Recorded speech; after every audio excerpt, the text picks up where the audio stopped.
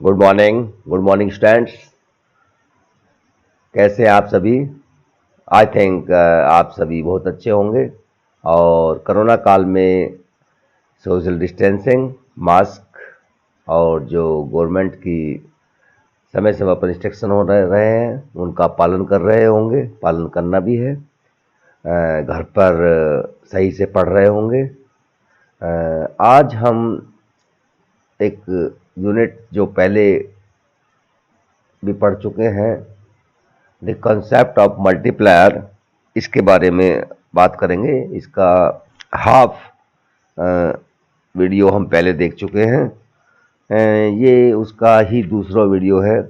पहले वीडियो में हम पढ़ चुके थे कि इस धारणा का विकास किसने किया, क्या गुणक कहते किसे हैं, गुणक की वैल्यू किस पर आधारित होती है, गुणक की व्युत्पत्ति कैसे होती है।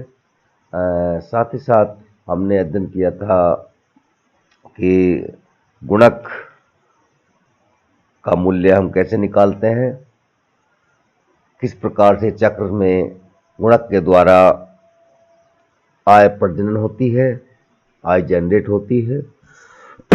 सॉरी। साथ ही साथ हमने गुणक के आकार या मूल्य की गणना भी की थी। इसके साथ ही हमने देखा था गुणक सिद्धांत की मान्यताएं कौन कौन सी हैं, किन सिद्धांत पर ये आधारित है। इसका हमने कार्यक्रम देखा था, वर्किंग ऑफ मल्टीप्लायर। उसमें हमने इसका फॉरवर्ड वर्किंग और बैकवर्ड वर्किंग दोनों देखा था।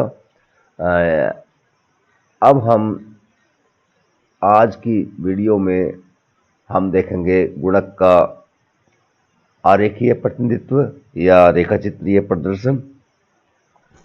इसके लिए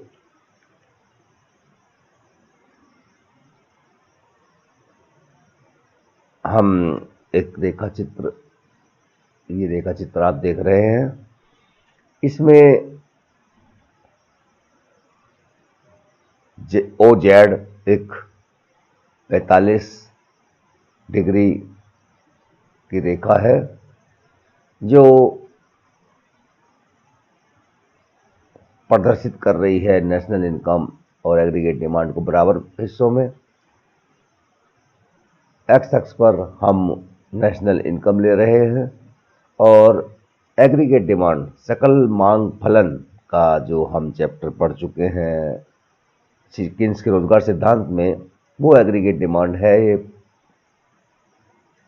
इसमें हमने कंजप्शन और इन्वेस्टमेंट दोनों लिए हुए हैं। इस रेखा चित्र में हम देखें कि ये सी वक्त उपभोग फलन को प्रदर्शित कर रहा है। इसमें मान लिया गया है कि एमपीसी 1/2 या 0.5 है। ये इसमें एमपीसी स्थिर रहती है अल्पकाल में।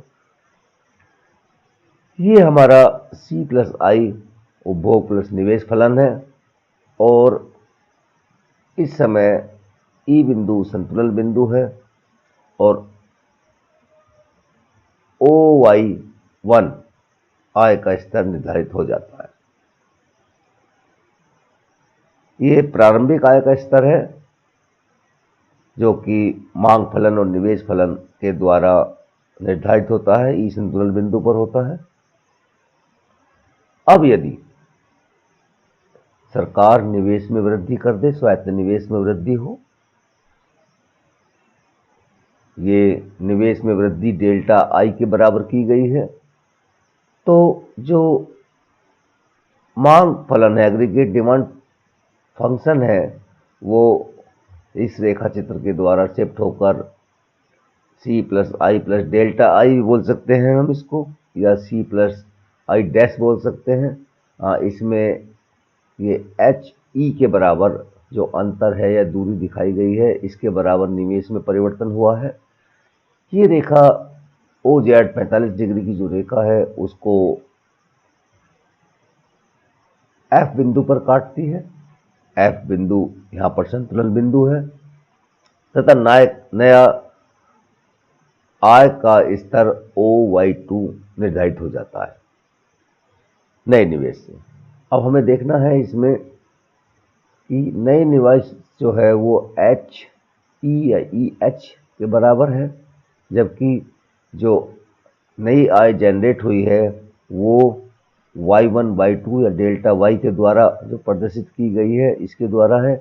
हम देख सकते हैं कि इस दूरी की तुलना में EH दूरी की तुलना में Y1 Y2 दूरी जो है वो 2 गुनी है, अर्थात क्योंकि MPC 0.5 है 1/2 है, गुणक का मान 2 होगा, तो जितनी भी निवेश में वृद्धि की जाएगी उसके गुणक गुणांक के गुणन में आय में वृद्धि होगी, अर्थात जितनी निवेश में वृद्धि होगी MPC 0.5 होने पर यहाँ पर दुगनी वृद्धि होगी। ये आय में वृद्धि डेल्टा वाई के द्वारा दिखाई जा रही है। तो जैसे कि ये, और इसमें टाइम लैग नहीं होता है, जो ही निवेश में वृद्धि होती है तो ही उपभोग वस्तुएं जो है उनका उत्पादन हो जाता है और तो ही आय में वृद्धि हो जाती है। ये किन्स के हम जो गुणक सिद्धांत के एजम्पशंस हैं, मान्यताएं हैं, उसमें हम अध्ययन कर चुके हैं। इसी रेखा चित्र को या इसी गुणक की धारणा को रेखा चित्र प्रदर्शन के द्वारा हम इस डायग्राम के द्वारा भी कर सकते हैं। इसमें बचत और निवेश फलन दिखाए गए हैं। हम जानते हैं कि बचत प्रवृत्ति या सीमांत बचत प्रवृत्ति के व्युत्क्रम के बराबर गुणक का मूल्य होता है 1/MPC K = 1/MPS। सीमांत बचत प्रवृत्ति MPS को डिनोट करती है।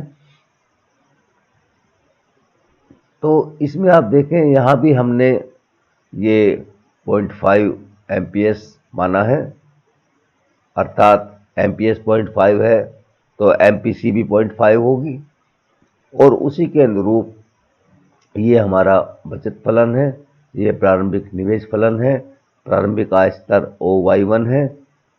अब यदि निवेश में डेल्टा I1 I2 के बराबर दूरी जो दे रखी है इतना वृद्धि की जाती है, ये डेल्टा I के द्वारा डिनोट कर रहे हैं निवेश में वृद्धि हुई। जो निवेश फंक्शन है वो I से I डैश पर पहुंच जाता है। नया संतुलन S वक्र जो है SS वक्र है, बचत वक्र जो है उसके F बिंदु पर होता है, अर्थात आय का स्तर OY2 हो जाता है। यहाँ पर जो नई आय जनरेट हुई है, निवेश में डेल्टा I के बराबर वृद्धि होने से जो नई आय जनरेट हुई है डेल्टा Y या Y1 Y2 के बराबर, वो डेल्टा I की दूरी की तुलना में दुगनी है। क्यों? क्योंकि यहाँ पर MPC 0.5 है या MPS 0.5 है, दोनों एक के बराबर होते हैं दोनों का योग। तो यदि MPS 0.5 है तो MPC भी 0.5 होगी। तो यहाँ पर ये यहाँ पर गुणक का मूल्य 2 होगा और ये यहाँ पर दूरी जो है इस दूरी की तुलना में दुगनी होगी या निवेश वृद्धि की तुलना में दुगनी आय में वृद्धि हो रही है। स्टूडेंट्स, ये रेखा चित्र आप समझ लो, इसको बिल्कुल अपनी भाषा में संक्षिप्त वर्णन करना है। ये फॉरवर्ड वर्किंग है। इसी प्रकार हम बैकवर्ड वर्किंग भी दिखा सकते हैं, इसका बैकवर्ड ऑपरेशन दिखा सकते हैं। इसमें ये हमारा I डैश प्रारंभिक निवेश वक्र हो जाएगा। ई बिंदु, ये F बिंदु पर पहला संतुलन, मान लो इतनी कमी हो जाती है निवेश में तो आय में इतनी कमी हो जाएगी। जो फॉरवर्ड है वही मतलब बैकवर्ड उसी तरह का है, केवल अंतर इतना है कि आय में इसमें कमी इतनी हो जाएगी। इतनी निवेश में कमी से Y1 Y2 के बराबर नया संतुलन ई बिंदु पर होगा और नई आय जो होगी संतुलन वो OY1 पर होगा, अर्थात इतनी आय कम हो जाएगी इतने निवेश कम होने से। तो ये हमारा बैकवर्ड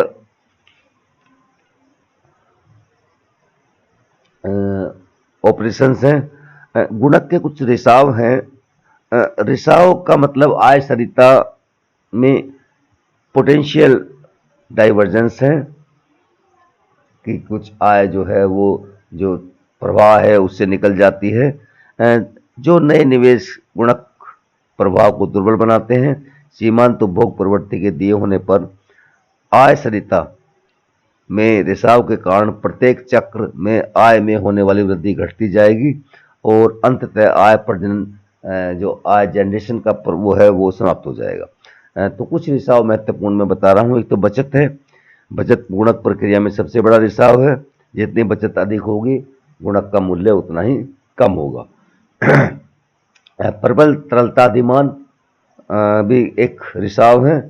यदि लेन देन उद्देश्य, सतर्कता उद्देश्य, सट्टा उद्देश्य के लिए प्रबल तरलता अधिमान है, बढ़ी हुई आय निष्क्रिय नकदी शेषों में रखी जाती है, तो वह गुणक प्रक्रिया से इसमें रुक जाएगी और आय जो प्रजनन की क्रिया है वो कम हो जाएगी। इसी प्रकार से पुराने स्टॉक व प्रतिभूतियों का क्रय यदि हम करते हैं या हम जो ऋण विलोपन करते हैं, बढ़ी हुई आय जो है हमारी उसे पुराने उपभोग व्यय या ऋणों को चुकाने में करते हैं। इसी प्रकार से प्राइस इन्फ्लेशन है, कीमत स्फीति।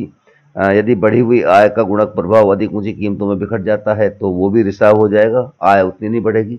इसी प्रकार से नेट इंपोर्ट्स, शुद्ध आयात यदि हमारे अधिक हैं, एक राष्ट्र आयात पर खर्च करता है तो जो बढ़ी हुई आय है वो आयातों के कारण विदेशों में चली जाएगी, विश्व के अन्य देशों में चली जाएगी।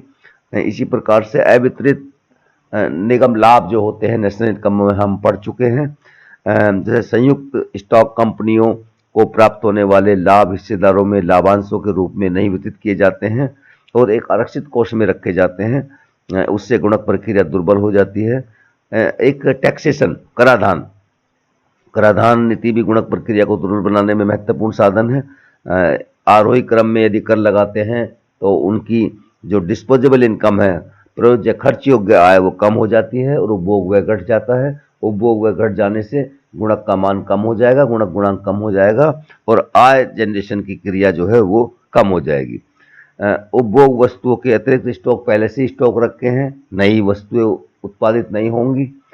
तो ये हमारे कुछ गुणक के में होने वाले रिसाव हैं, तो जिनके कारण आय प्रजनन जो है वो कम हो जाता है क्योंकि गुणक गुणांक का मूल्य कम हो जाता है। तो डियर स्टूडेंट्स, ये चैप्टर गुणक का यहीं पर समाप्त होता है। इसकी सभी चीज़ें हम टच कर चुके हैं। फिर भी आपको कुछ चीज़ इसमें से समझ में ना आ रही हो, कोई डायग्राम है, कोई मान्यता है या जो भी हमने पढ़ा है उसके बारे में कोई प्रॉब्लम हो तो आप मुझसे संपर्क कर सकते हैं। मेरा नंबर आपके पास है। साथ ही